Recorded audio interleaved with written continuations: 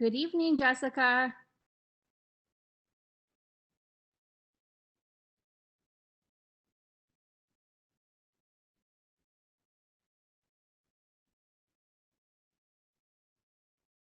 Hi.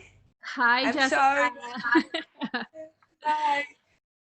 Hi, and now we are going to start with number 2 ranked women's strawweight Jessica Andrade, who's making her flyweight debut this weekend. Jessica, we have a few questions for you.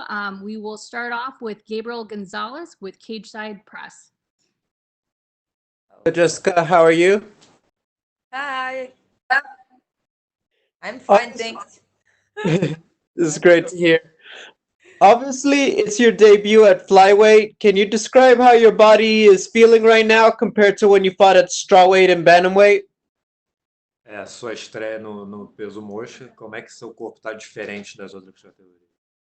Olha, diz o mestre que fisicamente olhando não mudou muito não, mas na hora que vai para a pegada mesmo de fazer manopla, de agarrar, ir para o chão, ele falou que a força está muito diferente. E eu tô sentindo isso também, que eu tô muito forte, que eu tô me sentindo alegre, feliz. E quando eu tô assim durante a semana, aí só acontece coisa boa. My coach said that, looking at me physically, there's not that much change. Nothing much has changed, but, hitting mitts and on the ground and clinching and all that he really feels like there's a difference in strength, and I feel very strong right now. How much had you thought about fighting at flyweight before? Because we know you were at 135 and then you went all the way down to 115, so I assume that when the weight class first opened years ago, it might have come up that you might want to fight there. Você já tinha pensado muito de lutar nessa categoria? Que você foi de cima lá para baixo, então quando abriu essa categoria você já estava pensando nisso? Já tinha pensado até quando eu me tornei campeã, né? Era uma das coisas que eu queria muito fazer, era poder ter a chance de disputar o cinturão no 5-7 contra a Valentina. Mas na verdade eu esperei, né? Eu vencer o título para pedir uma luta no 5-7. E aí, como veio a derrota e tudo mais, eu falei, poxa, mas vamos fazer uma luta no 5-7? O que você acha? E ele logo topou, a gente já foi pedir pro UFC, o UFC também topou. E para mim foi só alegria, né? Essa categoria é muito boa para mim. Tô me sentindo muito forte e agora eu tenho que mostrar isso dentro do octógono.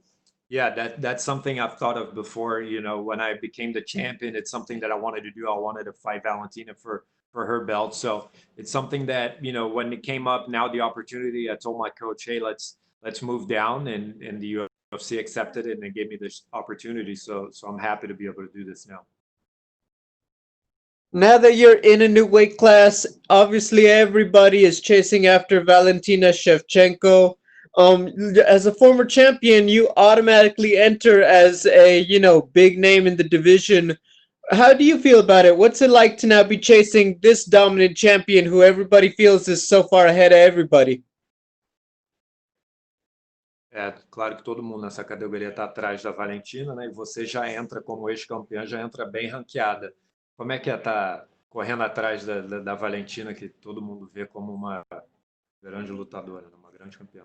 A Valentina é sempre um grande nome a ser batido, né? Acho que todo mundo quer lutar com ela, quer ter essa oportunidade de lutar, porque hoje, acho que não só para mim, mas para muitas outras lutadoras, a Valentina é uma das melhores, e não só na categoria do 5-7, mas para mim ela venceu a Amanda, ganhou várias vezes da Joana, então é uma lutadora muito versátil, muito forte, e que todo mundo quer lutar com ela, porque ela é a melhor. Então, para você ser o melhor, você tem que lutar com os melhores.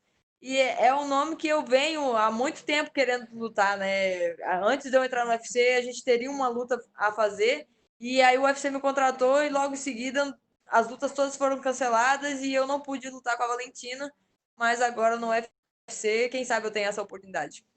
Yeah, Valentina is obviously someone that everyone wants to beat.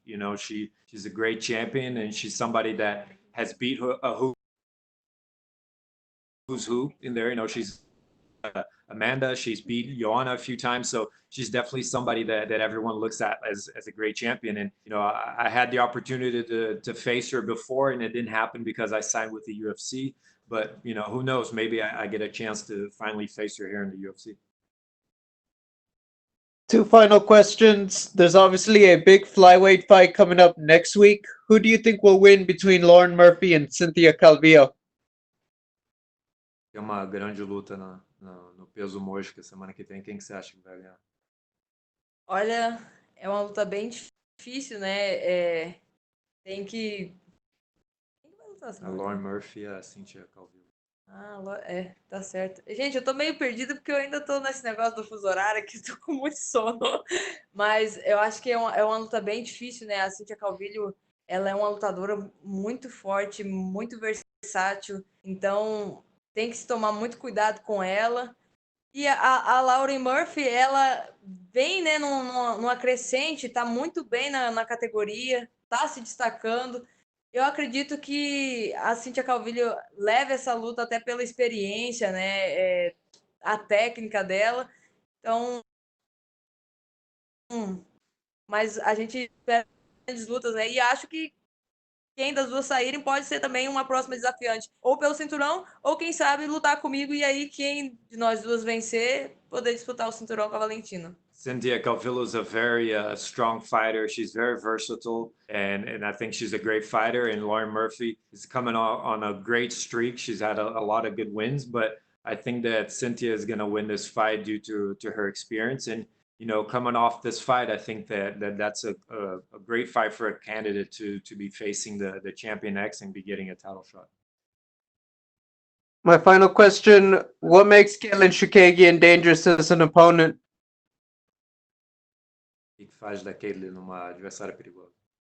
Olha, ela tem uma envergadura muito grande, ela é mais alta do que eu, mas eu acho que o que mais faz ela ser uma lutadora perigosa seria as finalizações, né? Ela é uma lutadora que é bem versátil, ela aceita levar as quedas porque ela tem um jiu-jitsu bom e ela tem finalização de triângulo, finalização de armlock, vai bem para as costas, então tem que tomar muito cuidado com isso. E a questão da envergadura, né? Eu acho que esses são os pontos mais fortes dela, mas acredito que se eu minar isso aí de sair, de entrar, encurtar e colocar o meu raio de ação, acredito que a luta possa ser totalmente diferente.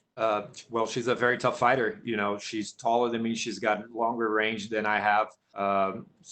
But I think that she's a fighter who's most dangerous on the ground. She's somebody that doesn't mind getting taken down because she knows that she's got good triangles, good arm locks. She can take the back.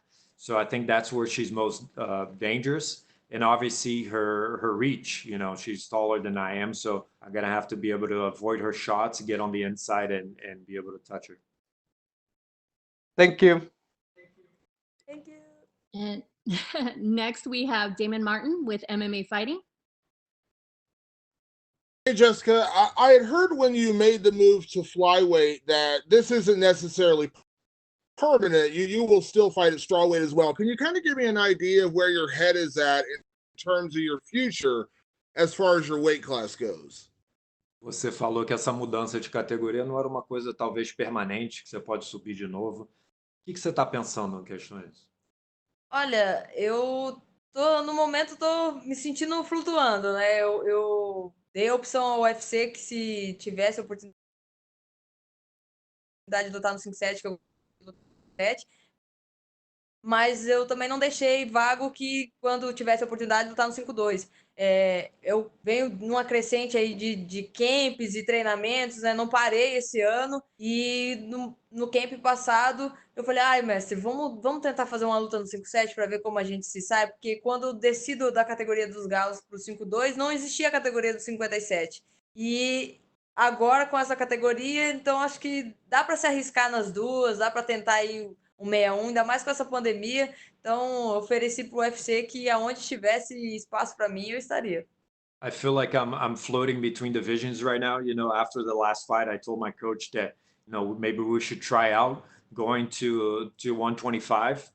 But really I'm open. I told the UFC that I'm open at going to 115. And when I was fighting at 135, there wasn't a 125 division, so we went down to 115. But I'm open to fighting in all those divisions.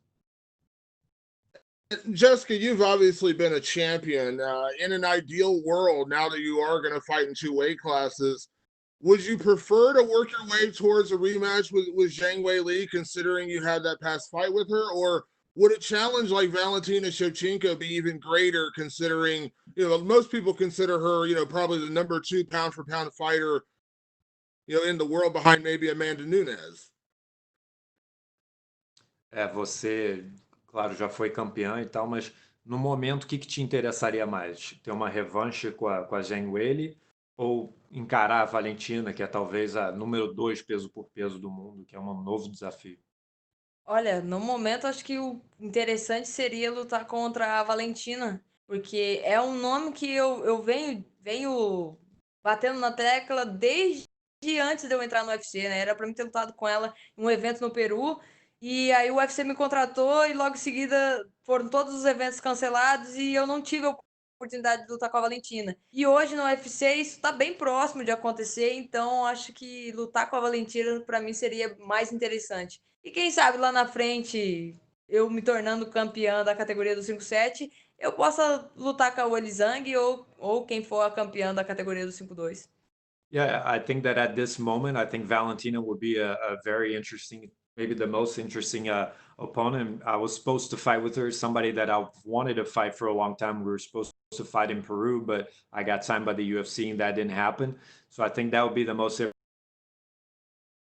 interesting fight. But if I become the champion at 125, maybe I go and I fight Zhang again. So we'll see. When you look at the level of competition, strawweight has been a more established division, but would you say the talent level at flyweight is as good as what you've seen at strawweight? Olhando em termos de talento, o peso palha, assim, tem vários nomes grandes e tal, mas você acha que essa categoria também tem? Ah, acredito que sim, essa categoria tem algumas meninas que são muito boas, a Cíntia Calvilho, a Valentina nem se fala que, poxa, é a campeã e não tem o que dizer dela. Mas eu acredito que sim, a Poliana Botelho também. Então tem umas meninas que são muito boas nessa categoria, mas que só estão esperando o momento certo de ter a oportunidade de lutar pelo cinturão, né? A Jennifer Maia. Então acho que essa categoria tem muito a crescer ainda, mas tem grandes nomes aí por vir. Yeah, I think there's some great names in this division. There's Cynthia Calvillo.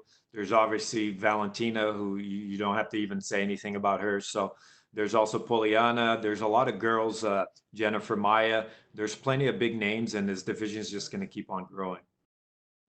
And last question, Jessica, you're well known for your aggression and your power, whereas Katlyn Chookagian is known for keeping a distance and volume striking. Without giving away your game plan too much, how do you deal with a fighter who is, she's not known for knockouts, she's not known for flashy finishes, but she always seems to get the job done when she fights?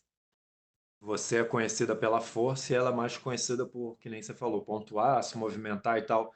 Como é que é lutar com uma pessoa assim? É bem diferente, né? Você ter uma luta quando você tem um adversário que é muito contundente e um que só marca, que corre, que dá, acha distância para bater e é um pouco mais complicado. Mas eu venho treinando muito a questão de sair dos golpes, encurralar, trabalhar o ground and pound, trabalhar na curta, né, no meu raio de ação e ser agressiva, né? Com esse tipo de adversário a gente tem que ser agressivo e não dar espaço, né? Para não dar a oportunidade dele se movimentar, te cansar e ir pontuando, né? Não dar espaço. Eu acho que essa é a maior estratégia para lutar contra a Kate. Yeah, it's a different fight when you fight somebody who's in there and moving around and fighting in their own range and, scoring points. But I think that the reality is I need to be aggressive. I need to go under and put her in a corner, and I need to go and take the fight to her and fight in my own range and fight my own game. Thank you, Jessica. Thank you. Thank you. And next we have Pablo Santamaria with Nati MMA Ecuador. Hi, Jessica. Can you hear me? Hi. Hey. Okay, the first thing I want to ask you is, if you get the victory, do you think you will get the title shot next? Você acha que com essa vitória você disputa o cinturão na próxima luta? Olha, o foco mesmo agora é nessa luta. Se não vencer ela, não tem não tem oportunidade de cinturão, não tem oportunidade de nada. Mas eu acredito que sim, eu acho que mesmo a Valentina tendo uma luta já marcada contra a Jennifer Maia, acho que provavelmente eu seria assim uma próxima desafiante. É claro que tem outras meninas aí na fila, mas quem sabe, né? A gente pode esperar de tudo, né? A Kate é a número 1 do ranking e vencendo ela, provavelmente eu tomaria o lugar dela como número 1 e teria a oportunidade sim de disputar o cinturão mais à frente. My focus right now is on this fight. If I don't win this fight, there's no talks of no chance for the belt or anything else. So, Valentina's fighting Jennifer Maia. So I think that with a win, I could be in the talks for that. But I need to beat Kaitlyn first, and she's number 2 in the division. And beating her, I believe I'd go to number 1. Okay, I get it. So, how's been your experience on Fight Island? It's been difficult to adapt to the time change. Como é que tem sido a experiência que tá difícil entrar no fuso horário? Não, na verdade não tá tão difícil, né? Como eu já lutei na primeira edição aqui na ilha, né? Na primeira edição foi um pouco complicado, que a gente fez o fuso errado no começo, mas logo depois já.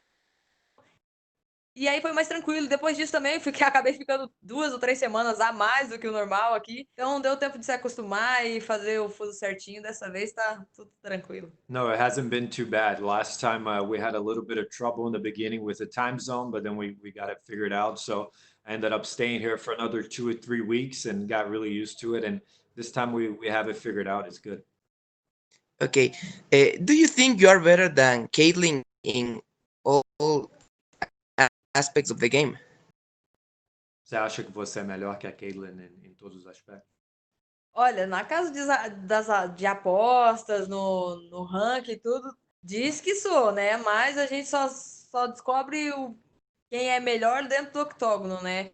Eu acredito que na parte de chão eu seja mais forte, eu consiga colocar o meu jiu-jitsu melhor, até porque eu defendo muito bem as finalizações que ela é muito forte, que é o triângulo, o armlock, ir para as costas. Então, isso são coisas que eu faço muito bem.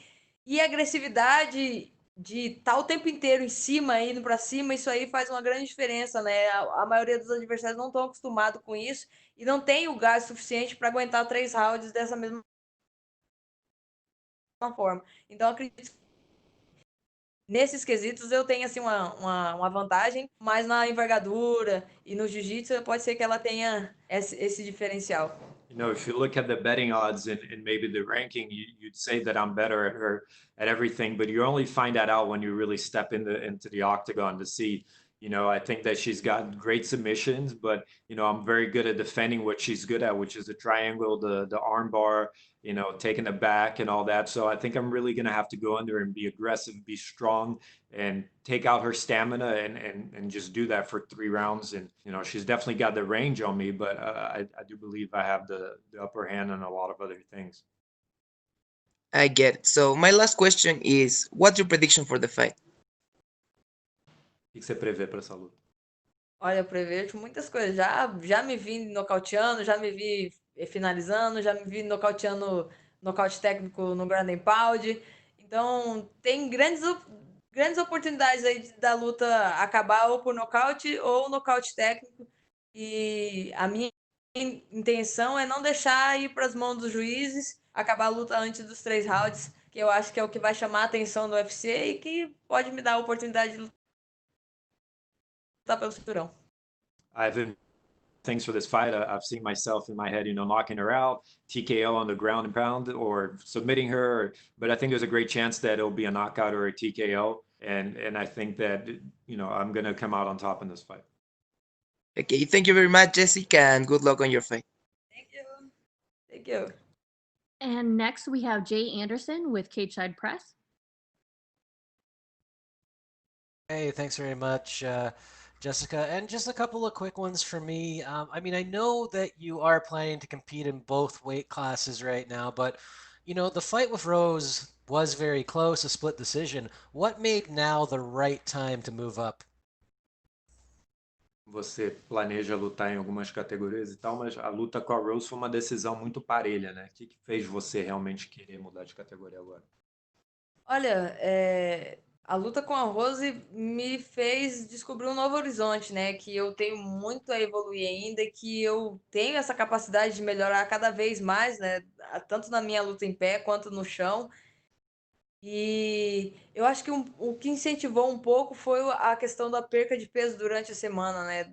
Desde a luta contra o Zhang, eu venho sofrendo um pouco mais para bater o peso. E acabou me incomodando, né? E aí eu falei, mestre, vamos fazer uma luta no 5-7 para ver como eu vou me sair. E até por não sofrer tanto para bater o peso, seria uma coisa diferente e que me faria fugir desse ímpeto de, meu Deus do céu, tem que bater o peso, ai que preocupação. E dessa vez eu não tô tendo essa preocupação, eu tô me preocupando com a luta e não tanto com o peso. E o peso tá tranquilo. I think the fight with Rose showed me a lot of things, but really the main reason for going up to this weight is the weight cut. You know, I think since my fight with Zhang Weili, I've had some problems cutting weight. So I told my coach, you know, let's try this out. Let's see how I feel, and I think I'm gonna feel better, and I think that it's gonna be better for me and a lot easier. I don't have to think about cutting weight and then have to worry about that on fight week. That said, is the rubber match with Rose something that still interests you? A trilogia com a Rose é uma coisa que ainda te interessa? Ah, com certeza, né? Eu acredito que isso não vai demorar a acontecer, até mesmo porque a Rose provavelmente é a próxima a disputar o cinturão contra o Zhang. Quem sabe ela vencendo aí o cinturão, o UFC já tem uma trilogia aí, ó, já tem uma luta que pode acontecer. Acho que vem agora, sábado, eu acredito que eu me torne a número 1 do ranking do 5-7, e isso acaba alavancando mais ainda a minha carreira e me colocando em momentos que eu possa descer para o 5-2 novamente e já poder disputar direto o cinturão sem ter que fazer alguma luta antes para poder fazer essa trilogia. Mas acho que vai acontecer sim, disse que aconteça. For sure. I don't think it's going to take long for that to happen. You know, Rose is going to be the next to challenge Zhang Weili for the belt at 115. And, you know, winning Kaitlyn this week, I'm going to become the number one in the rankings at 125. And why not move down to 115 again and have a trilogy? I mean, it's in our hands right now. We have a trilogy to make pretty soon.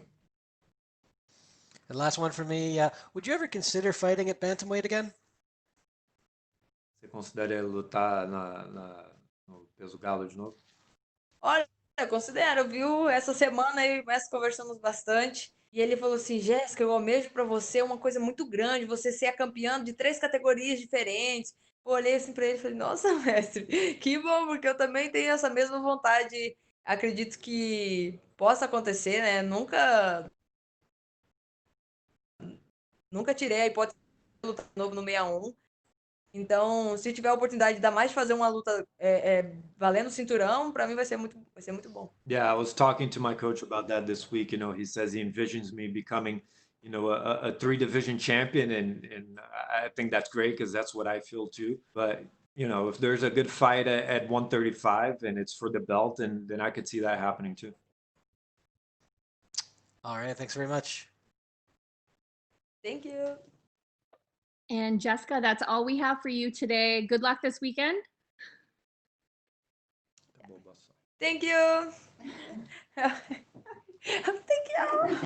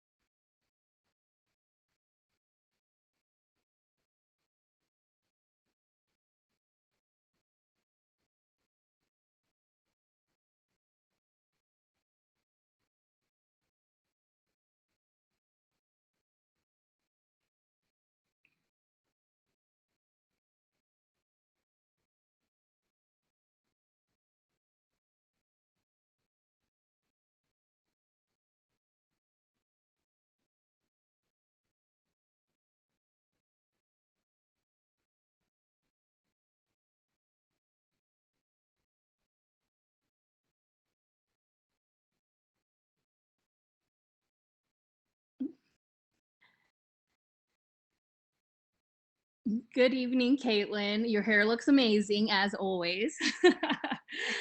Thank you. I just got done working out and my hair dryer doesn't work here. So I was like, oh my God. And everyone, we have number 1 UFC women's flyweight Katlyn Chookagian. We will start things off with Cote Cruz with Four to Win podcast. Hello, Caitlin, do you hear me? Yes, I hear you. Hi, Caitlin, how you doing? Nice talking to you. I'm calling you from Santiago, Chile. Awesome.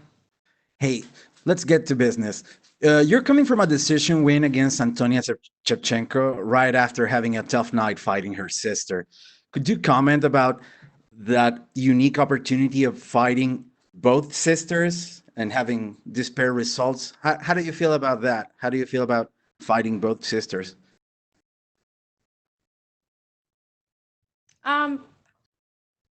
Yeah, I mean, I don't think that it really mattered. A lot of people like asked me, they're like, "Oh, do you feel like you got to revenge your loss?" And I was like, "Absolutely not. They're two totally different fighters."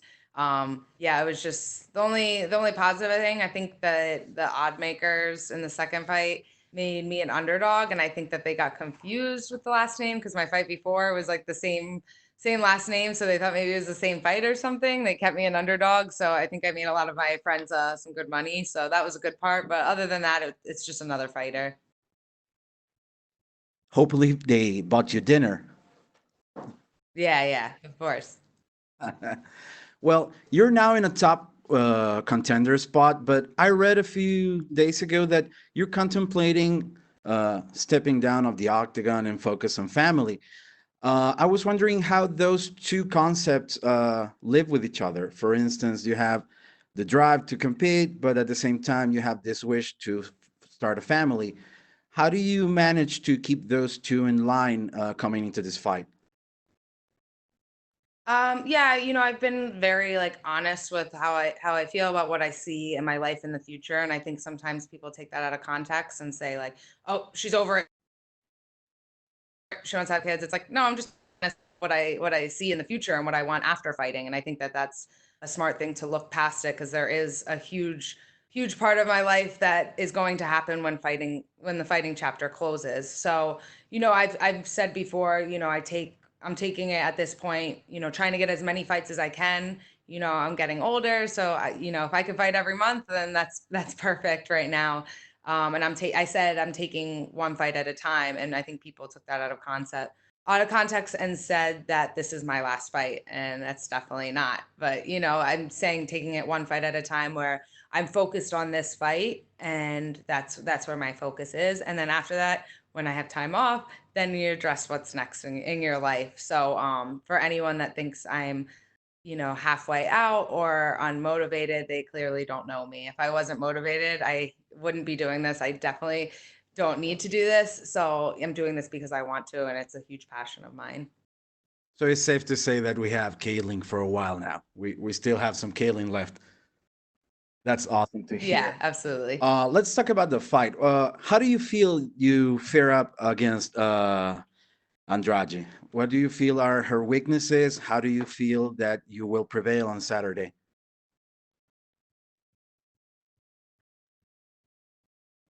I think I match up great with Andraj. I mean, it's the typical like long rangey fighter against the aggressive, shorter fighter. I mean, we've seen it many times before. I think for Andrade, she's had most of her difficult with either bigger fighters or long rangey strikers. And I'm bigger and taller and longer than any of her opponents. I think I'm 8 inches taller than her. I think that's something that people don't realize, and I think after we get to like the face-offs, they'll realize like how big of a difference 8 inches is. I mean, it's the same. We figured it out. It's the same as if I fought John Jones, so the same height difference.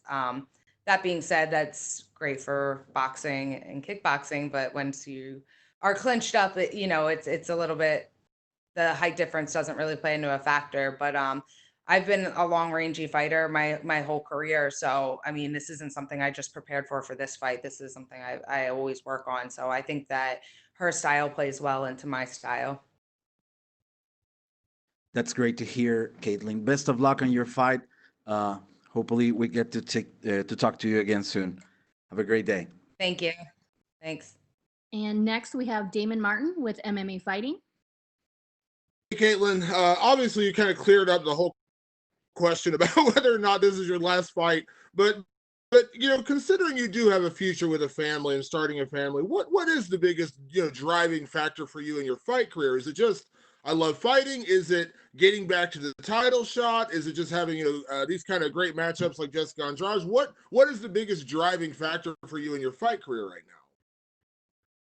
I think that my whole career, even before the UFC, my goal was to be a UFC champion. I got to the title, I fell short, so now it was kind of like a weird transition in my career. It's like, okay, now what? Like, I've never just fought for money. I always fought for the title shot, and I'm in a position where I'm realistic. I know if Andrade gets the win, she's probably getting a title shot. If I get the win, I'm probably not getting a title shot, just because there's plenty of other girls in the division.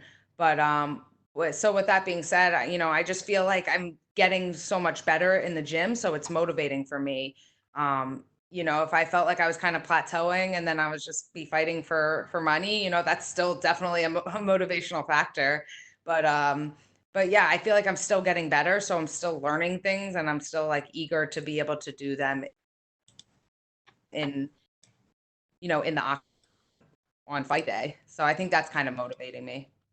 Is there a drive, to get back to that Shevchenko fight, just because, you are still number one ranked in the division, and even if it takes you a few wins, I mean, you beat a Jessica Andrade and you obviously have a win over Lauren Murphy already at bantamweight, but in terms of like, Jennifer Maia for that matter as well, like, do you feel like, a couple wins puts you right back to where you want to be anyways?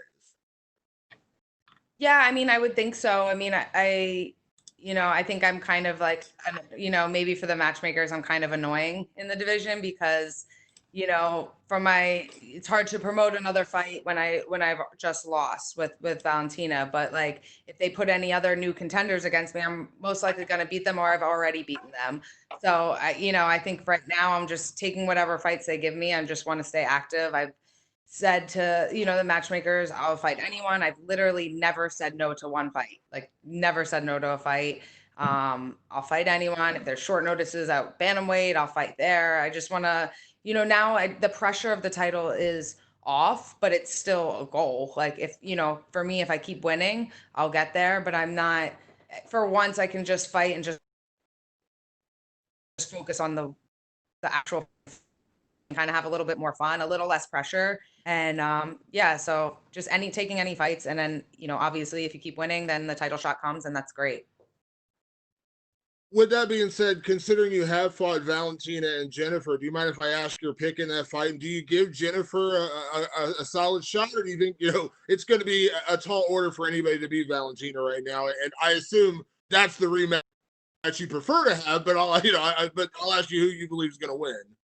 Yeah, I definitely think Valentina is going to win. I don't see like any aspect where Jennifer Maia even can compete with Valentina.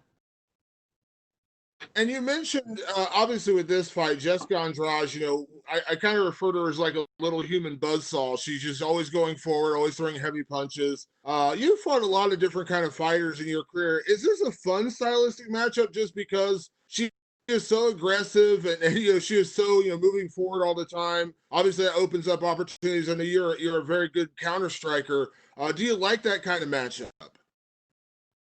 I wouldn't say that I love the matchup, but I think I'm very good at this type of matchup. I mean, most I train in New Jersey, and a lot of my training partners are super short wrestlers, so I'm like used to that. I'm tall, so even like before MMA, I did a lot of boxing. I competed in the Golden Gloves, and boxing, if you're like an inch taller than someone, they're like, you need to use your range. Range is so important. So like I kind of grew up learning that, and because I'm so long, I think that's kind of been something that all my coaches kind of want me to use and learn. So this is like the best style matchup for me. I can, if I'm on point, stay focused and use my distance and what I'm good at, then this is a really nice matchup for me. Thank you, Kaitlyn. Thank you. Thank you. And next up, we have Gabriel Gonzalez with Cageside Press. Yeah. Hey, Kaitlyn, what are you expecting to be different about Jessica at flyweight compared to what we've been used to seeing from her at strawweight?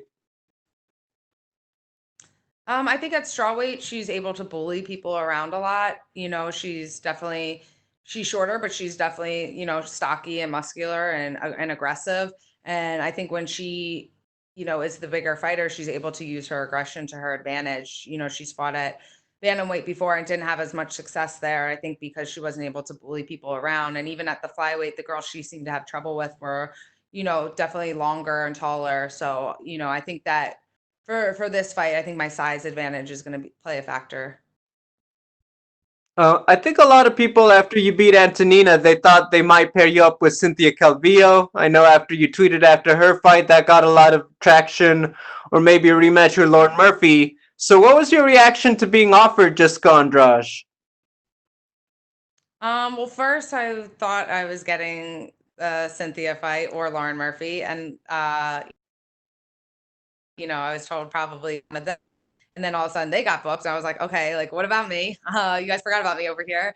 So then I was just like, all right, well, I just want to get a fight. I was asking all the time, and everyone seemed to be matched up already. So I was like, well, I'm not gonna fight for a while because everyone's matched up, and then you gotta wait for them to want to fight again. So I was kind of getting concerned. And then I think Andrade was supposed to be matched up with Jessica I think. And so she had to pull out, and then that's why I got it. So I feel like I'm only getting fights if girls back out, but I'm staying ready and I want to take them. So when I heard Andrade, I was like, oh, okay. I didn't even think about her because I didn't know she was really moving up to flyweight. So I was definitely excited. I think that bringing a former champ in a different division into our division is definitely makes it exciting, which I think the flyweight division needs. And yeah, I just think it's kind of like a little super fight in the division. So it all worked out. My final question: who do you think wins next week between Cynthia and Lauren? Um, I feel like they're pretty similar, but maybe Cynthia. I think that she's a little bit more well-rounded and scrappier. So yeah, I'll probably give that one to Cynthia. Thanks, Kaitlyn. Good luck. Thank you. Thanks, and we will wrap things up with Jenna Ben Ami at Dash Radio. Can you hear me? Yep. Okay, great. Being the number one contender in your division and striving for another shot at the title, how have you been managing the pressure of protecting your position? Honestly, now I feel like since I've already fought for the title, there is no pressure. I mean, I just know that I've been in this position before where, I'm want the shot at the title, and the only way you get there is by winning. So I kind of through my experience just realized you really have to focus on one fight at a time. You can't be too scared. You can't worry about you have to want to win the fight. You can't worry about losing the fight to lose your title shot. So I think the experience from going, up the rankings, fighting for the title, now coming down and having to rebuild, I think that experience has helped me to just kind of focus on each fight and not have pressure on me. And, if I perform well and do good and keep winning, then that shot will come again because that's what happened. That's how the title shot happened before. I love it. Very positive. So what's your game plan if you don't win this fight against Jessica? I mean, I haven't even I see as myself winning the fight. Mm-hmm. All right. Thank you so much. Good luck. Thank you. Thanks, Kaitlyn. That is all we have for you today. Good luck this weekend. Thank you.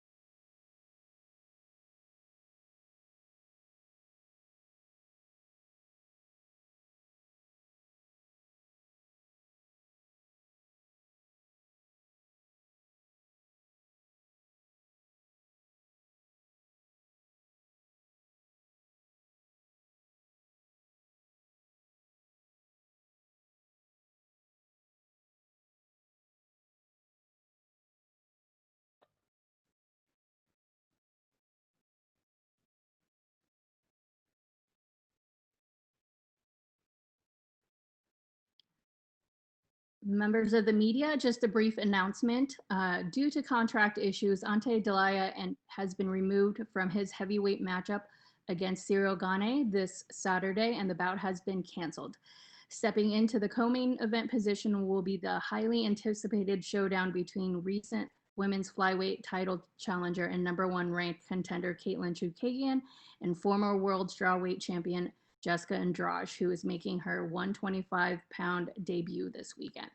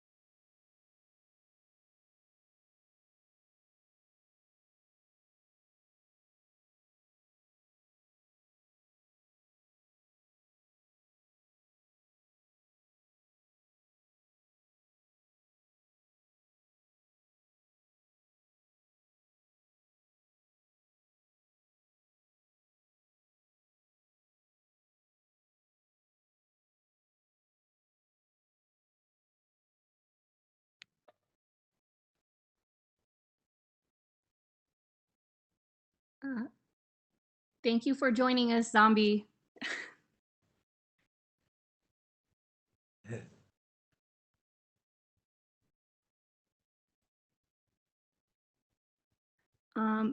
Next up, we have number 4 UFC featherweight, the Korean Zombie, Chan Sang Jung.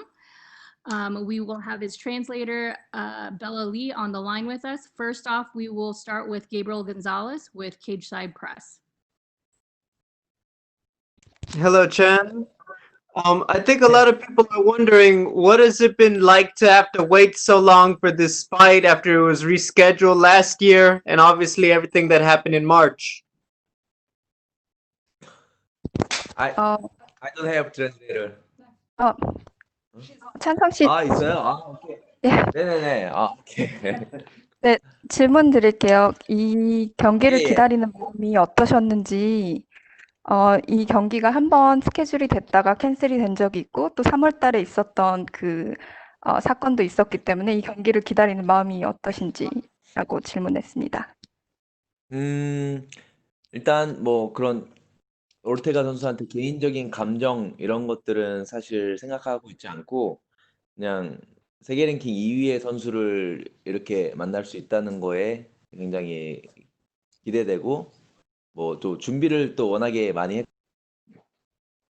했거든요. 그래서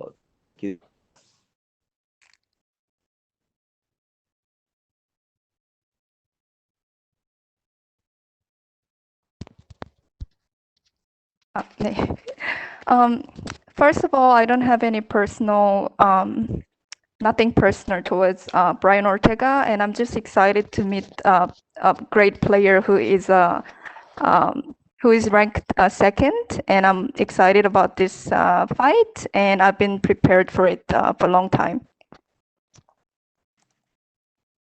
How do you stay positive? Because you're one of the most popular and one of the best featherweights in the world, but, you know, with injuries and other stuff that happens with those long layoffs, how do you stay positive when you've had some of these things keep you from being active?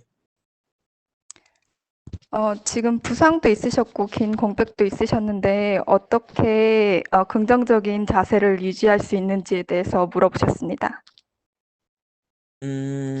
뭐 지키고 싶은 사람들이 있으면 가능한 것 같아요. 뭐 내가 가족이 생겼고 애기들도 셋이나 생겨서 그러다 보니까 내가 가장 잘하는 걸 찾다 보니까 이 일이고 또 아이들한테 부끄럽지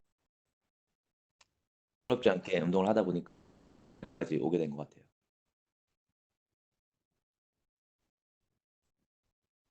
It is easy when you have people to cherish. I have my family now. I have 3 kids, and this is what I'm good at. And I would love to be a proud father for them. Have they officially told you that if you win, you'll fight for the title next? 이번 시합을 이기시면 다음번에 타이틀을 약속 받으셨는지 타이틀샷 게임을. 일단 데이나 화이트라고 사장이 있거든요. 데이나 화이트도 인터뷰로 뭐 이렇게 이 경기 승자가 타이틀샷을 받을 거라고 얘기를 하기도 했고, 그리고 사실 굳이 그런 인터뷰를 하지 않아도 이 경기 승자가 무조건 할 수밖에 없어요. 다른 사람이 도전할 수 있는 사람이 없습니다. 이 경기 승자가 타이틀전을 할 거는 정확한 것 같아요. Yeah. I think it's obvious because Dana White already mentioned officially in his interview, and I think it's without saying. My final question, what makes Brian Ortega dangerous? 브라이언 오테가가 어떤 점에서 위험하다고 생각하시는지. 일단 브라이언은 엄청 좋은 맷집이란 말 알죠? 좋은 맷집을 가지고 있고, 그리고 파워가 좋고요. 그리고 서브미션 기술이 굉장히 뛰어난 선수입니다. Brian has a great physics and he's got power. He's got great submission skills. Thank you, Zombie. Thank you. Thank you. Next, we have Ezekiel Burgonzi from Somos MMA. Hey Cheng, how are you? How are you? Good. Fine, thank you. So this is your first fight on pandemic. Can you tell us how it was the adaptation from to these conditions that coronavirus put on us?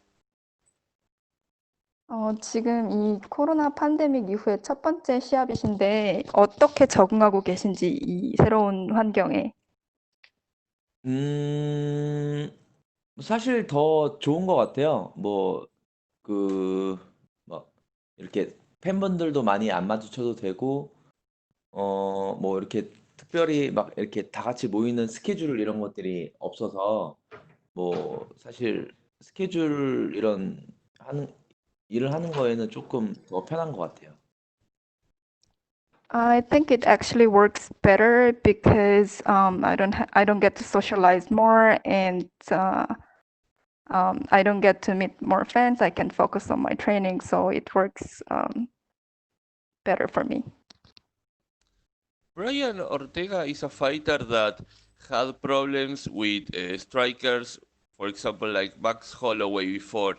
Do you think that you got an advantage with your striking over him? Do you think that is an important factor that will be a key for your victory?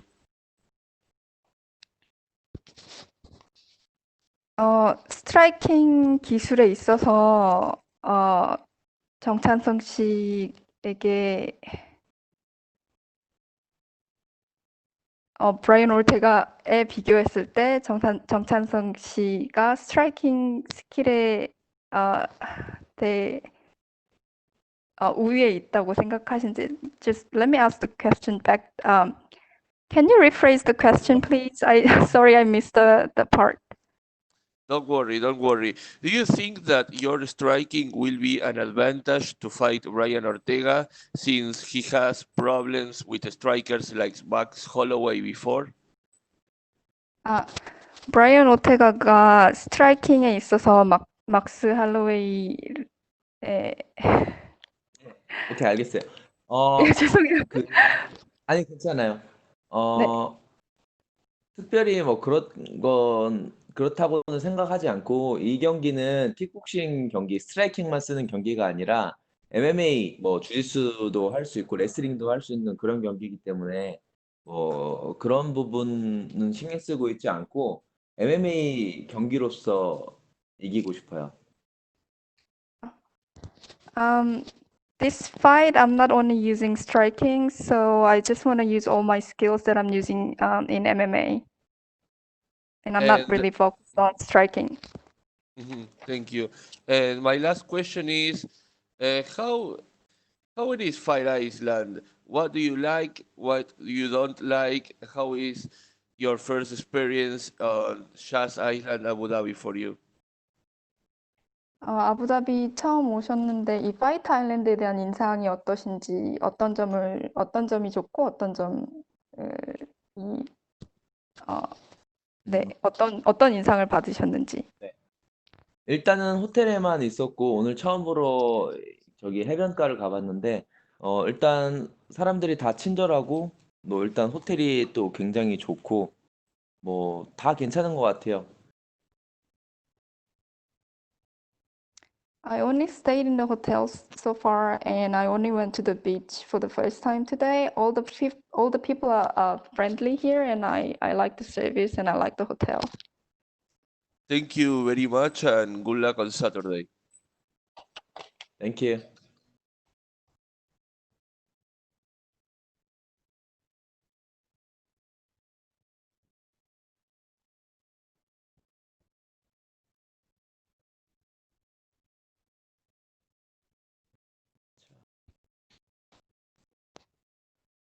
Okay, and next we are going to go to Wong Bailin with PPT TV. 안녕하세요, 오빠. You hear me? 네, 안녕하세요. 예, 들려요. 예. This is from PP Sports China. And most people, including many fans in China, believe that you are very likely to become Asia's first male UFC champion. Are you confident about it? And how long do you think it's gonna take you to become the UFC champion? 많은 중국 분들이 아시안 챔피언을 기대하고 계시는데 어느 정도 얼마나 더 걸릴지 아시안 챔피언이 되는 데까지.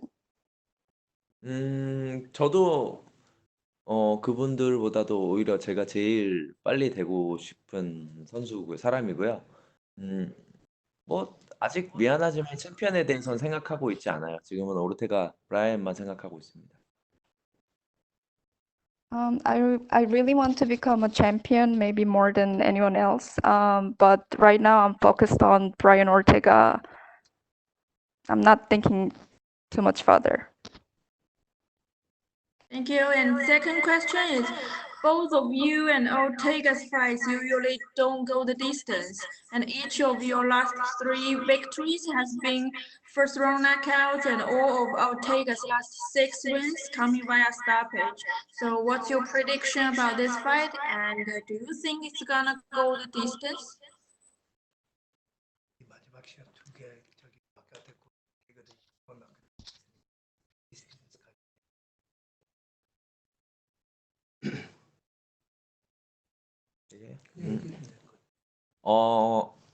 근데 뭐 오르테가 선수가 아직까지 한 번도 넉아웃을 당한 적이 없는 선수라서 할로웨이한테는 또 300대 남았고 그랬으니까 저는 그것을 뭐 깨고 싶고 그러진 않아요. 저는 제 계획은 판정으로 이기는 겁니다. Ortega's never been knocked out before. He's been hit 300 times versus Holloway, so he doesn't want to be the first one to do it. He's not really focused on the knockout, but more importantly, the win.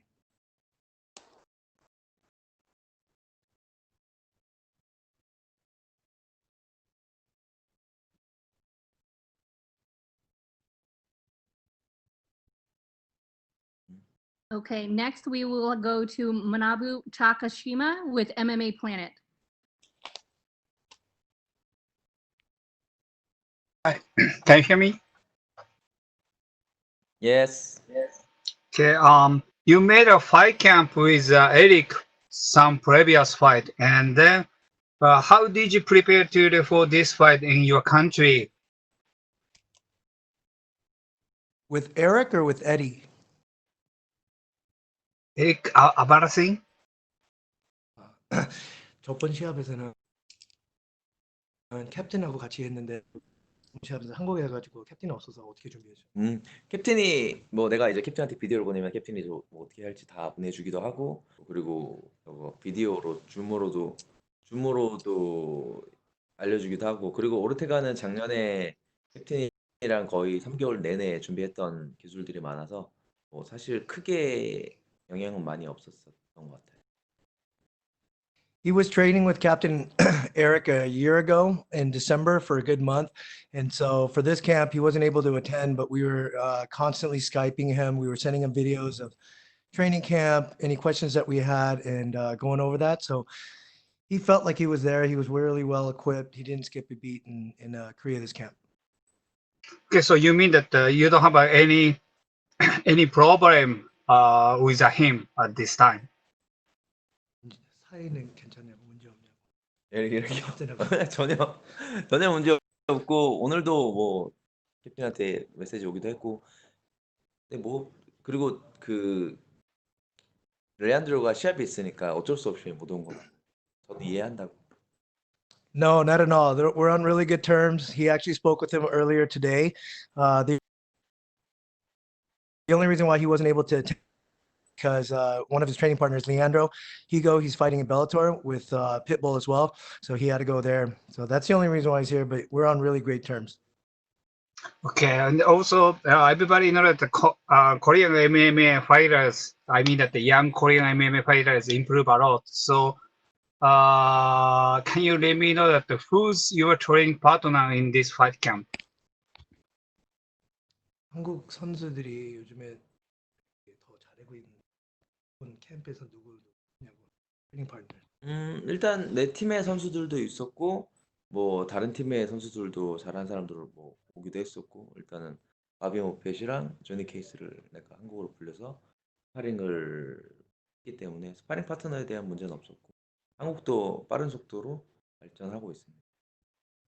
He used a compilation of his fighters at his gym and a couple other guys at a couple other gyms in Korea. And then he also brought Bobby Moffitt and Johnny Case from the US.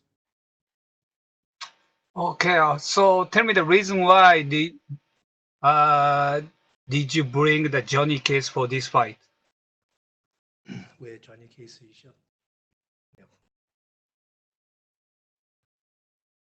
조니 케이스 스트라이킹 실력은 뭐 굉장히 좋고 바비 옵셋 주짓수 실력도 제 생각에는 브라이언보다 낫다고 생각을 하고 있기 때문에 뭐 조니는 스트라이킹 쪽으로 바비는 뭐 그라운드 레슬링 쪽으로 좀 많이 저를 도와줬고 그리고 조니 케이스가 브라이언보다 사이즈가 훨씬 크기 때문에 뭐 나한테도 도움이 많이 되는 것 같아요. So he brought Johnny Case to this camp because he thinks he's a really good striker. He might be a better striker than Brian Ortega. He brought Bobby Moffitt for the ground part of the game. And Johnny Case's size and height, I think, is going to make a real difference for him because Ortega's not as big. So he wanted to put a little size into the camp as his sparring partners. Okay, thank you so much. 감사합니다. Thank you. 감사합니다. Next, we will be going to Damon Martin with MMA Fighting. So, first question, you mentioned earlier there's no personal feelings towards Brian Ortega, but I know after the incident happened in March with Jay Park and he apologized, you accepted it. Was it tough to put those personal feelings behind you regarding Brian Ortega? 때린 것 때문에 또 물어보는 건데 그거 운동했을 때 그 사이 생각해. 사이들이 생각 안 해보고. 네, 그런 감정을 가지고 케이지에 올라가는 거는 사실 나한테 아무 도움이 되지 않으니까 이번에는 그냥 그런 건 잊고 내 실력만 생각하고 있고 브라이언이라는 사람이 아니라 브라이언이라는 파이터를 상대하려고 준비하고 있습니다. So having any animosity or anything towards Brian is not going to help him in the cage. So he's putting that aside. He's treating him as Brian Ortega, the fighter, as opposed to Brian Ortega, the individual. Has the timing of this fight been frustrating at all? It feels like we've heard about this matchup for quite some time, but injuries and then obviously the pandemic has delayed everything. Has it been frustrating, waiting for this fight to happen? 2년 동안 싸워야 됐는데 답답해. 코비드 그렇고 네, 뭐 다쳐서 그렇게 수술하고 이런 거에 대해서는 좀 굉장히 좀 답답하고 이런 게 있었는데 근데 이런 코로나나 코비드 이런 일을 뭐 제가 무시할 수 없는 어쩔 수 없는 일이니까 이거는 어쩔 수 없다고 생각했고 대신에 이제 한국에서 좋은 스폰서가 생겨 할 수 있는 여건이 됐고 그거에 대해서 감사하고 있습니다. So he's not too frustrated that the fight took too long to create, but him being injured with the eye surgery and stuff like that was a bit frustrating. As far as the COVID, I mean, that's a world epidemic. There's nothing we can possibly do about that. So he was okay with that. But yeah, he got a big sponsor in Korea, so we were able to actually run the camp in Korea, as well as a couple our big sponsor Dave, Fight Ready. And last thing, I know your focus is 100% on Brian Ortega, but I'm curious, what are your thoughts? Have you been impressed by what you've seen out of new champion, Alexander Volkanovski? Have you been impressed by what you've seen out of him in his last few fights? Ortega가 다음 시합인데 그 볼카novski 시합에서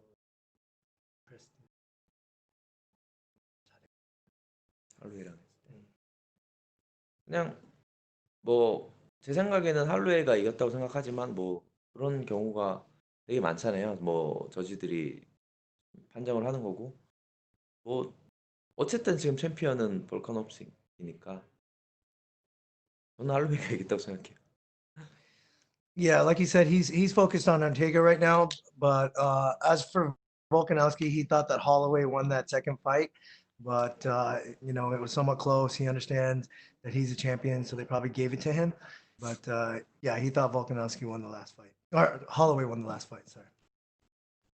Thank you very much.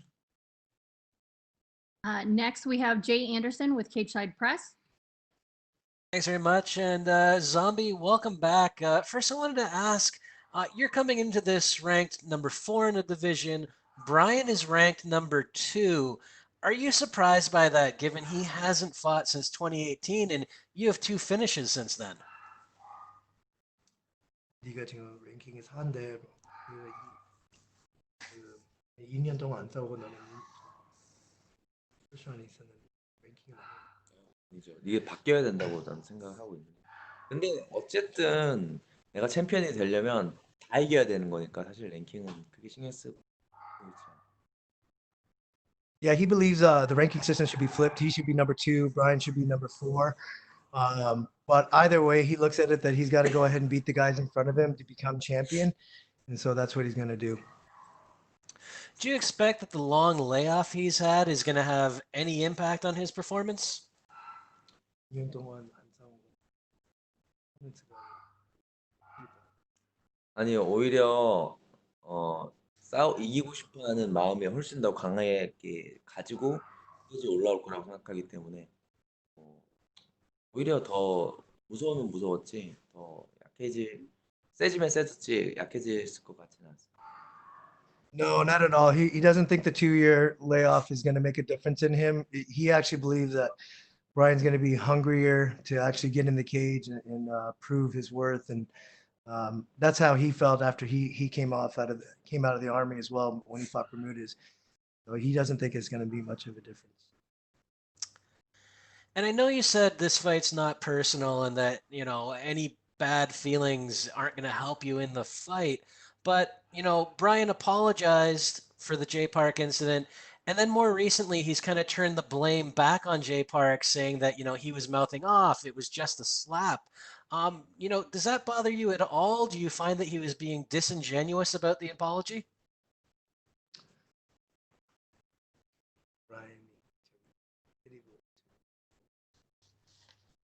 그냥 싸울 건데. 당연히 인간으로서는 좋아하지 않는다고 당연히. 근데 이 감정을 가지고 케이지에 올라가는 거 제가 아무 도움이 안 되니까 나한테 내가 그런 것 때문에 시합을 망치고 싶지 않다고. Yeah, like he said before, he doesn't like what he did as an individual, but he can't take that into the cage. It's not going to help him whatsoever. So we kind of already addressed that beginning of the camp. He's done a great job, but just staying focused of what he needs to get accomplished. It's not for Jay. It's not for anything else. It's complete business, and he's just going to go in there and do his job. All right, last one for me. This is your first fight during the pandemic. South Korea has done a really good job of containing the virus. It's kind of being a role model for the world, really. What was your experience during that time like, and how have the restrictions put in place impacted your training?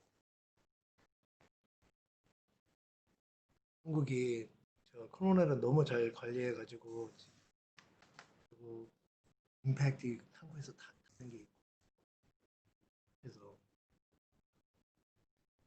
아니 뭐 전혀 문제 없었고 뭐 이렇게 해외를 나와 보면 한국이 얼마나 코로나를 잘 막고 있는지 좀 저도 한국이 대단하다고 생각하고 있고 놀라고 있습니다. 뭐 우리 캠프를 한 데는 전혀 문제 없었던 것 같아요. Yeah, Korea's done a great job of dealing with the pandemic. He actually encourages people to come to Korea and check out like what they're doing to actually prevent it. I think they're under 100 cases a day at this point. As far as camp, it hasn't affected him at all. Everything ran smoothly and he's good to go. All right, good stuff. Best of luck this weekend. Thank you. Thank you, Zombie. That is all we have for you today.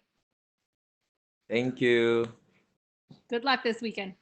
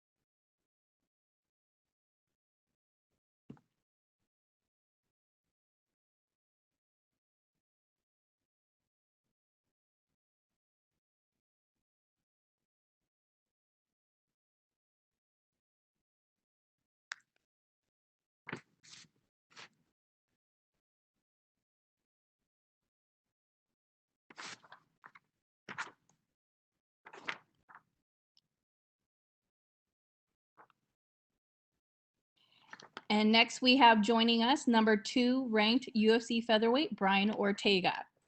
Hi, Brian. Hey, what's going on? First off, we are going to kick you off with Damon Martin with MMA Fighting. Okay. Hey, Brian, how does it feel to finally be back? It feels great, man. In the beginning, obviously after the fight, right, you're like, I need a little break from MMA right now. And then when I got the break, I was like, all right, I'm ready to go back in. I mean, everyone's been watching the whole stories, basically know what's going on already or what happened. But yeah, man, I'm excited to be back. I'm happy to be back. It was a good thing for me in my career to take that long to kind of just sit back and just relax for a little bit. I was working nonstop for a long time. So I was like, my mind, my body, everything needed to chill. My family, you know, needed to see me a bit more and like basically reconnect with me because I was just had the blinders full on. But now they understand again, and I'm back on the fucking horse. This might sound like a weird question, but very rarely do we see fighters, get to where you were at in your career and stay undefeated. It's just a rare thing in the sport. You had to deal with your first loss. How have you dealt with that first loss and coming back from that? Was it were you able to just put it behind you right away? Did it take a little while to kind of wrap your head around the fact that you had a loss? Like, how did you come back from that? Day by day, dude. Literally. I mean, obviously you lose whatever, you know, and then you kind of understand you lost the day of the fight. And after it kind of sinks in a little more, then a little more, and then finally you're like, you know what? You start looking at all the good things about everything. Then you start understanding the nature of the sport, how it goes, and then you just kind of fucking let it go. And that's kind of what it was. I just went in there and accepted it, let it go, and then I used it in a positive way in order for it to allow less pressure to come into my life than more. Throughout your career, Brian, you've always been a pretty laid back guy, and I mean that as a compliment. But this fight with Zombie has seemingly gotten very personal. Obviously, we know the incident that happened back in March, and just a lot of the trash talk that's been said. Would you say this has been a more personal fight than you've been used to, or is it personal for you? No, it's not personal, man. Not with him. No, I mean, yeah, it's not even personal. Saw him the other day, nothing happened. I didn't say anything. He didn't say anything. Not if it was personal, we would have jumped at each other. You know, it was just something that happened, an incident that was done on my part, and yeah, just a way of shutting up the trash talk. And last one for me, coming back into such a high profile fight, still being ranked number 2 in the division, is the end goal always going to be the title? Do you even think about that now? We have a new champion in the division. This is obviously a pretty high fight, for rankings. Do you feel that way? Saying that, hey, I could jump right back into a title fight right now. Do you even think about This that? fight for me, yeah, this fight for me was not even more so trying to just get a title right off the bat or something, right? It was more like, all right, you took your break, you did everything, but also it's like I'm not trying to come back and take an easy fight in. I've never once in my life took an easy fight.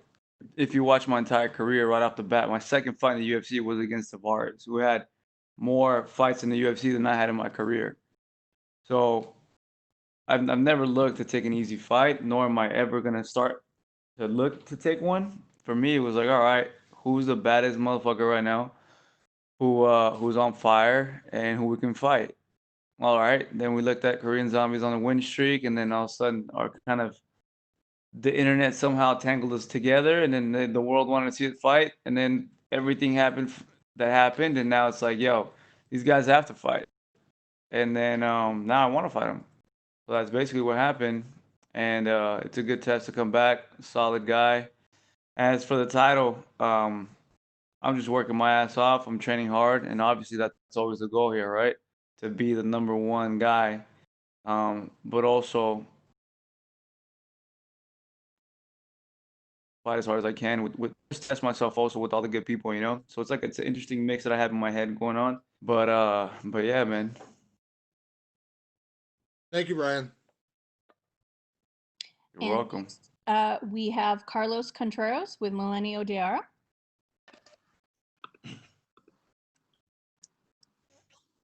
Hola, Brian, ¿me puedes escuchar ahí? I don't speak Spanish. You suddenly forget about Spanish?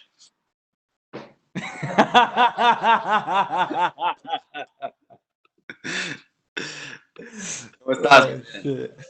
I was trying to skip one interview. ¿Cómo andamos? Bien, bien, todo bien. Quería preguntarte sobre el estilo de Zombie, porque me imagino que has visto las peleas con Leonard García, con Jair, que son unas guerras de las mejores que ha tenido la división. Incluso él terminó en el hospital con los dos. ¿Te imaginas una guerra así también con él, por el estilo que tiene, por obviamente que le gusta ir siempre adelante?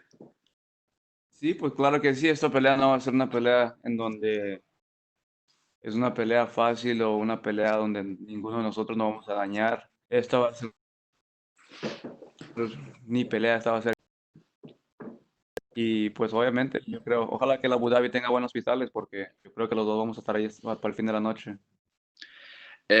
Cuéntame un poco, la gente se pregunta qué ha pasado en estos 2 años, cambios en tu campamento, una pelea en San Antonio que probablemente estuvo cerca, la de México, Corea. ¿Cómo fueron estos 2 años para ti con tantos cambios y tantas peleas que no se pudieron hacer? Pues obviamente me frustré porque no podía encontrar mi manera en cómo entrar otra vez de nuevo. Estaba pensando que pues toma tu tiempo, relájate, deja que todas tus lesiones se compongan y todo. Y luego, al fin, todo el proceso de encontrando un equipo, encontrando a la gente correcta para el trabajo y que buscan honestamente lo mejor que es para mí, mi carrera. Otra cosa, pero sí, con tiempo y todo se solucionó. Tenemos un equipo grande con managers, entrenadores, con todo, tenemos todo ya. Estoy feliz, contento con mi equipo y pues ponemos el trabajo. Sabemos que la pelea iba a pasar que en octubre o diciembre. El año pasado no pasó por otras cosas que pasaron durante un entrenamiento y luego pues nos superamos de eso, pasó el coronavirus y luego ya aquí estamos. No me frustré tanto, al contrario, tomé eso como una oportunidad para ponerme más cómodo con el equipo, a conocernos mejor, a entrenar más duro y cosas que teníamos que mejorar, pues tuvimos más tiempo para hacer eso y eso es lo que hicimos. Finalmente estuviste en México como invitado, pero sé que tú querías estar en esa pelea. ¿Cómo te sentiste esa noche pues ya de sentir todo el ambiente en la arena y no poder pelear frente a los mexicanos, en la tierra de tus padres? Pues se sintió, pues cada vez que vas a cualquier evento en México, obviamente te la pasas bien a gusto, te diviertes mucho.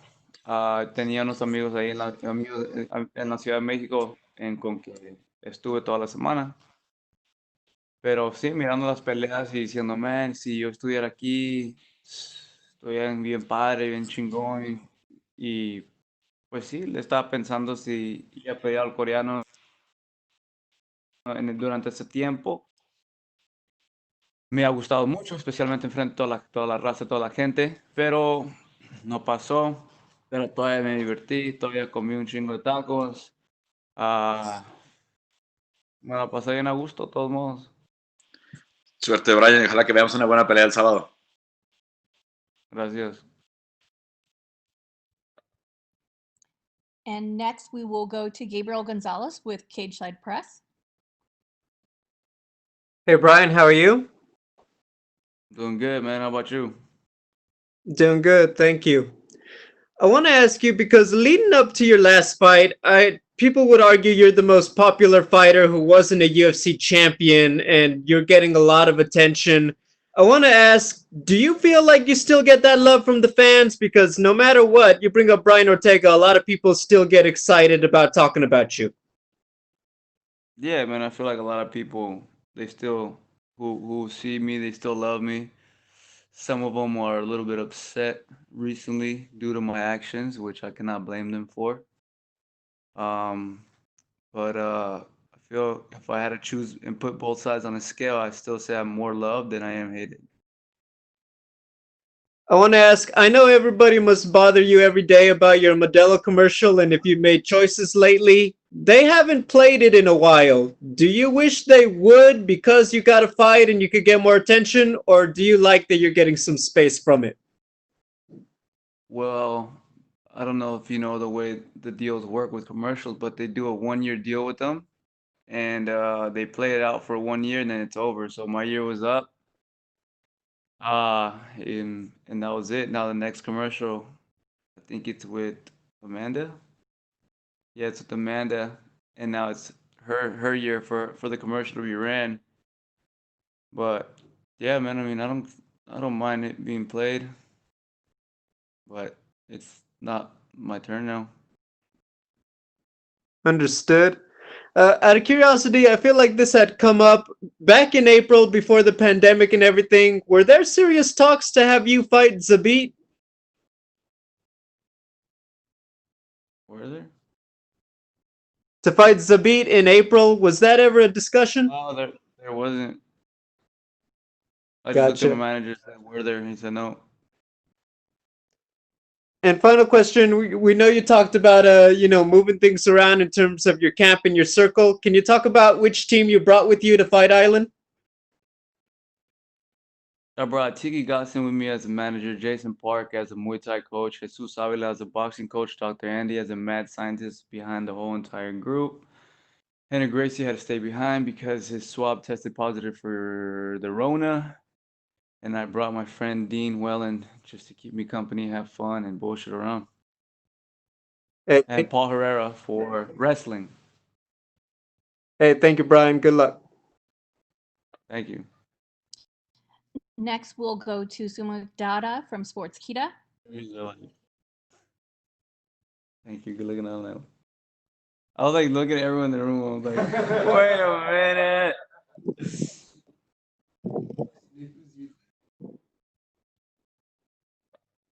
So Miki, you're Okay, hear me? unmuted. Hey Brian, how you doing? Doing good, man. Just rubbing the shit out of my eyes. Okay, so it's been 2 years, almost 2 years now since we last saw you in action, and since then you have had a change in training camp as well. So how has been the preparation for you in this fight, especially given the situation with the pandemic? It's been fun, man. It was fun getting my team together and getting a whole group of people to work with each other and connect and get on the same page. And then finally, the pandemic obviously was another thing, so we had to adjust according to the way we could during everything. We had to get people tested. We had to shut the gyms down. We had to do private sessions only, one-on-ones, no partners. Then we had to get more people tested. Then we had to keep more people honest with how they live their lives. So we don't get it while we're training. And it was very tough, man. It was, you had to limit your partners, you had to test everyone. And even when you test everyone, you still couldn't count on them because people are seeing people and people are seeing other people and everyone wants human contact. So, you know, it's it's a little risky thing, but we got through it, we did it, and I'm happy we're here now. Corona free and ready to fight. So this will be your big return to the UFC, but does it somewhat bother you there won't be any fans in attendance for this fight? For your return fight? Nah, man, I'm all right with it. Um, I'm used to fighting in the silence, so it's easy for me to do it. So a few days back, Korean Zombie, he issued an apology saying for all the trash talk he did towards you. Now, in this lead up to this fight, I know there has been a lot of issues between you two guys, but does his apology somewhat change your perspective towards this rivalry, or is it just still the same for you? It was never a rivalry, man. Uh, I Yeah, it was never a rivalry. I just kind of just he talked his shit and I talked my shit, but it was more like if that's how you're gonna be, that's how I'm gonna be. And then when I made it clear, if you really want a rivalry with me, this is how it's gonna get down. Then we heard all the apologies, so it was kind of just shut down, and that was it. So the last time you fought Max Holloway, you know, he still was the champion, featherweight champion. Now there's a new champion, Alex Volkanovski. I know your focus is on Korean Zombie for this weekend, but do you have any thoughts on him as champion? I have thoughts on everybody in the division, Thoughts on him, obviously, of course. He has the belt, which means he has the target on his back, which means we're training for everyone now. We're training for guys that are like Zabit, guys that are like Korean, guys that are like Holloway, guys that are like Volkanovski. From now on, we have a whole team designed to fight and train for those top people in the division. Okay, last question for me. So how do you see yourself winning this fight this weekend? By every means necessary. I'll come out, with whatever I can take. Okay, good luck to you, sir, and thank you. Thank you. Last questions for you will go to Augusto Nezgue from Somos MMA. Brian, ¿cómo estás? Voy a volver a hacerte hablar en español. Hey, ¿cómo andamos? Todo bien. Brian, te quiero preguntar justamente, recién comentabas que Renner Gracie dio positivo por coronavirus. ¿Cómo afecta eso el viaje y cómo están manejándose a distancia? ¿Se complica un poco? No, no, no. Si había una persona en que no podía poder venir a este evento, fue bueno que no fue él, porque de todos los artes que tengo, la herramienta que tengo dentro de mi edad para esa pelea, el jiu-jitsu es la que necesito lo menos. El jiu-jitsu lo sé muy bien, lo entreno cada día. No es algo en que necesito a alguien que me siga recordando durante una pelea.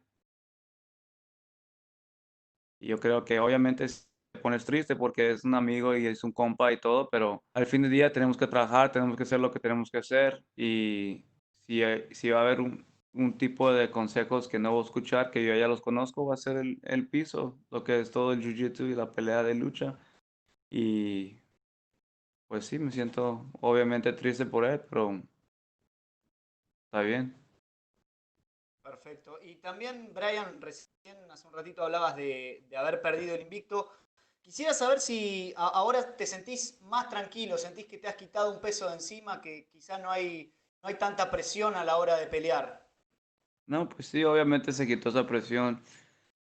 Am, cuando, cuando ya está tu carrera sin derrotas, amateur y profesional, te sientes invencible, te sientes como que nada te puede tocar, pero ya sabes, en este deporte pasa un día donde todos tienen que agarrar su primera derrota. Y es lo que pasó y ya sentí todos esos sentimientos, todo ese proceso, todo ese viaje de regresando y arreglándote y todo eso. Y pues ya lo hice, presión. Y pues me siento bien a regresar y estar más libre ahora sin esos pensamientos que me sigan picando la mente mientras estoy peleando. Bien. Y te quiero consultar con respecto a la pelea, ¿de qué cosas crees que tenés que cuidarte del Korean Zombie y cuáles son las claves en tu juego, digamos, para llevarte la victoria? Pues tiene una presión llegando adelante, pero una presión calmadita. Es peligroso en el primer asalto y tiene un buen golpe donde te taranta, pero no te noquea. Eso significa que tienes que tener cuidado y sobrevivir, ¿verdad? Si te pones en una de esas situaciones, pero de jiu-jitsu y todo más, yo creo que yo lo tengo. Y te consulto, teniendo en cuenta a futuro si conseguís la victoria, se está hablando de una tercera pelea entre Volkanovski y Holloway. ¿Qué pensás al respecto? Y si crees que de obtener la victoria tendrías que ser el siguiente en pelear por el título. Pues mi trabajo ahorita es pelear de lo que está pasando la división y todo. Ya va a ser de mi manager. Y confío en él y todo lo que él puede hacer. Y pues por eso no me estoy preocupando. Y si tengo que esperar por esa pelea, pues esperamos. Me voy de vacaciones, voy a México, como un chingo de tacos. Y luego regreso y entreno. Perfecto. ¿Qué enseñanzas te dejó la pelea con Max Holloway? ¿En qué te ha ayudado a mejorar? Pues en todo. Él obviamente enseñó muchos huecos en mi juego. Y pues ahora los llené, entrené, mejoré, preparé. Y ahora estamos aquí listos para enseñar al mundo que soy un peleador diferente de que vieron la última vez. Perfecto. Y para cerrar, Brian, te quiero consultar cómo estás sobrellevando allá la diferencia horaria, el clima, la comida. No sé si hay tacos allá en Abu Dhabi. Ningún pinche puto taco hay aquí, man. Bueno, después de la pelea seguramente vas a poder disfrutar. Brian, muchas gracias y lo Sí, mejor para el fin de semana. gracias. And thank you, Brian. That is all we have for you today. Good luck this weekend. All right, thank you.